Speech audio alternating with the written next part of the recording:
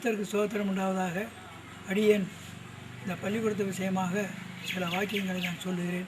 நான் ஆசிரியர் பயிற்சி பெற்ற பிற்பாடு என் வேலை முடிந்த பிற்பாடு ஓய்வு பெற்றேன். ஓய்வு பெற்ற பிற்பாடு நம்முடைய நாட்களை வீணாக்கக்கூடாது, எப்படியாவது கர்த்தருக்கு சாட்சியாக ஊழியம் செய்யணுன்ற ஒரு வாஞ்சையினால் நான் இந்த இடத்துல ஒரு ஏக்கர் இடம் வாங்கி ஒரு பள்ளிக்கூடம் அமைத்தேன். இந்த பள்ளிக்கூடத்தில் எல்லா பிள்ளைகளும் வந்து சேரணும், நல்லா படிக்கணும், ஆண்டவரை பற்றி அறிந்து கொள்ளணும், அவருடைய ஆத்மா கெட்டு போகக்கூடாது, அவர் குணப்படணும், நல்ல பழக்க வழக்கத்தில் பரிசுத்த ஜீவியத்தில் பாவம் மன்னிக்கப்பட்டு பரலோக வாக்கியம் பெறணுன்ற நோக்கத்தில் இந்த பள்ளிக்கூடத்தை வைத்தேன். எல்லா கிராமங்களிலிருந்து வந்து 1994 இருந்து இந்த பள்ளிக்கூடம் நடக்குது. 1 முதல் 5 வகுப்பு அரசு அங்கீகாரம் பெற்று நடக்குது. அரசு உதவி ஒன்றும் கிடையாது. மதிய உணவு மாத்திரம் இந்த பிள்ளைகளுக்கு கொடுத்தாங்க. புஸ்தகம் மற்ற சில உதவி பொருட்களை மாத்திரம் அரசாங்கம் கொடுக்குது.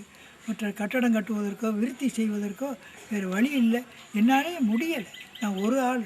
அதனால் ஆண்டவரே நம்பி நான் எப்போ பார்த்தாலும் ஜெபம் பண்ணிக்கிட்டு இந்த கூரை கட்டடமாக பண ஓலையை வச்சு கட்டியிருந்தோம். அப்புறம் ஓடு தான் இருக்கணும்னு சொல்லவும் ஓட்டு கட்டடம் போட்டு சில கட்டடங்களை என்னால் கட்டினேன். இப்போது வந்து ஓட்டு கட்டடமாக இருக்கக்கூடாது, கான்கிரீட் கட்டடமாக இருக்கணும், கெட்டி கட்டடமாக இருக்கணும்னு சொல்லி அரசு சொல்லுது. அப்படி இருந்தால் தான் அங்கீகாரம் தருவோம் அப்படின்றாங்க. நான் ஒரு மனிதன் என்ன செய்ய முடியும்? எங்கே போய் சம்பாதிப்பேன்? கொள்ளையடிக்கிறதா? அதெல்லாம் முடியாது. கர்த்தருக்கு அறிவு இருக்கும். அதனால் நன்கொடையாளர்கள் ஆண்டவருக்காக உதவி செய்யக்கூடிய மக்கள் இருந்தால் ஆண்டவரே நீர் காட்டும், அவருடைய இருதயத்தில் பேசி அவர்களுக்கு வேண்டிய உதவிகளை செய்து எங்களுக்கு இந்த பள்ளிக்கூடத்தை நல்ல முறையில் சீரும் சிறப்புமாக கட்டுறதுக்கு கர்த்தர் தான் உதவி செய்யணும்னு சொல்லி நாங்கள் எப்போ பார்த்தாலும் நாங்கள் ஜெபம் பண்ணிக்கிட்டே இருக்கோம். ஜெபம் ஜெயத்தை தரும்னு சொல்லி ஒரு விசுவாசம். அதனால் ஆண்டவராக இயேசு தான் இந்த காரியத்தெல்லாம் வாய்க்க செய்யணும். கொடுக்குற மக்களை பன்மடங்கு ஆசீர்வதிக்கப்படணும். நல்ல முறையில் கட்டடமெல்லாம் கட்டி இன்னும் நல்ல பள்ளிக்கூடத்தை உயர்த்தணுன்ற வாஞ்சை இருக்குது. இந்த காரியம் கர்த்தரால் தான் செய்ய முடியும். மனுஷரால் ஒரு வேளை முடியாமல் போயிடும். மனுஷரால் கூடாதெல்லாம் தேவனால் கூடும் என்று அடியேன் விசுவாசிக்கிறேன். அதனால் அருமையானவர்களே, இதை கேட்குற யாவரும் நீங்கள் உங்கள் மனதில் கர்த்தர் பேசுவாரானால் நீங்கள் கொடுத்து நல்லா உதவி செய்யலாம். அது உங்களுக்கு பரலோக பட்சமாக மாறும். அதனால் ஆண்டவர் அதுக்காக நாங்கள் நன்றி சொல்லுகிறோம். கொடுக்குற மக்களை நாங்கள் வாழ்த்துகிறோம், ஆசீர்வதிக்கிறோம். சகல காரியங்களையும் நீர் வாய்க்க செய்யக்கூடியவர் தேவன் தான். ஆண்டவரே உங்களை துதிக்கிறப்பா, ஸ்தோத்திரம். இது உங்களுடைய பணி.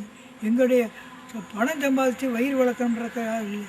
எப்படியாவது பரலோகத்தின் பிள்ளைகளாக எல்லா ஜனங்களும் மாறணும், நல்ல பழக்கத்தில் வரணும். மற்ற பள்ளிக்கூடத்தை காட்டிலும் ஒரு கிறிஸ்தவ பள்ளிக்கூடம், நல்ல பள்ளிக்கூடம், ஒழுக்கம், உண்மை, நல்ல படிப்பு, பக்தி எல்லாம் கொடுக்குறார்கள் என்று ஜனங்கள் ஆச்சரியப்படணும் விதத்தில் இங்கே பள்ளிக்கூடமெல்லாம் கட்டடங்கள்லாம் கட்ட வேண்டியிருக்கு. அதனால் அதுக்காக நாங்கள் ஜெபிக்கிறோம். ஜனங்கள் ஆர்வம் உள்ளவர்கள், ஆண்டவரை தயாளமாக கொடுக்கக்கூடிய ஜனங்கள் எழும்பணும்.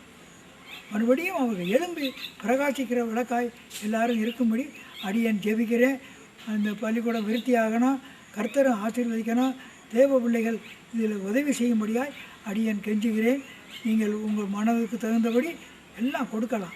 இந்த பள்ளிக்கூடத்தை நடத்துகிற நிர்வாகியாக இருக்கிறக்கூடியவர் எல்லாம் யாராக இருந்தாலும், ஆசிரியர்கள், மாணவர்கள் எல்லாம் நல்லவருக்கு பெய்யும் மழை எல்லாருக்கும் பெய்வது போல இந்த காரியம் நடக்கும்படியாய் அடியேன் ஜெபிக்கிறேன், வேண்டுகிறேன். உங்கள் எல்லாரையும் அடியேன் வாழ்த்தி நான் ஆசீர்வதிக்கிறேன்.